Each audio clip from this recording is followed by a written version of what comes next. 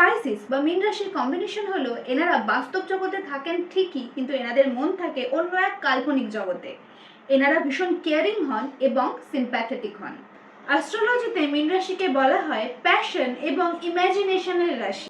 এই রাশির মানুষেরা সাধারণত ভীষণ সংবেদনশীল, সৃজনশীল এবং অনুভূতি প্রবণ হন। মীন রাশির মানুষেরা অন্যের কষ্ট গভীরভাবে ফিল করতে পারে। এই রাশির মানুষদের কল্পনা শক্তি মারাত্মকভাবে শক্তিশালী হয়।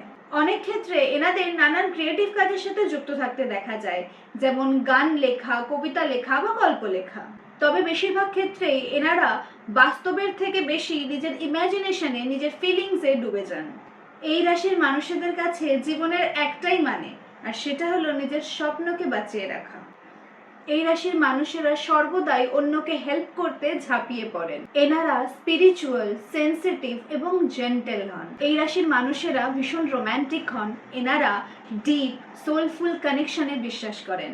এনাদের মুড জোয়ার ভাটার মতন চেঞ্জ হয়। তবে বেশিরভাগ ক্ষেত্রেই এনাদের এই জেন্টেল এবং এমপ্যাথেটিক স্বভাবের জন্য এনারা নিজের চারপাশের বাউন্ডারি সেট করতে পারেন না এবং চট করে সামনের লোককে কোনো কিছুতে না বলতে পারেন না। আর এটা নিয়ে ওনাদের বেশিরভাগ ক্ষেত্রেই নিজেদের সাথে স্ট্রাগল করতে হয়। সো এইরকমই অ্যাস্ট্রোলজি নিয়ে গুরুত্বপূর্ণ কনসেপ্ট পেতে আমার পেজটিকে ফলো করুন এবং আমার ভিডিও দেখতে থাকুন। এবং পার্সোনাল কনসালটেশন বুকিংয়ের জন্য স্ক্রিনে দেওয়া নম্বরে হোয়াটসঅ্যাপ করুন। Thank you so much.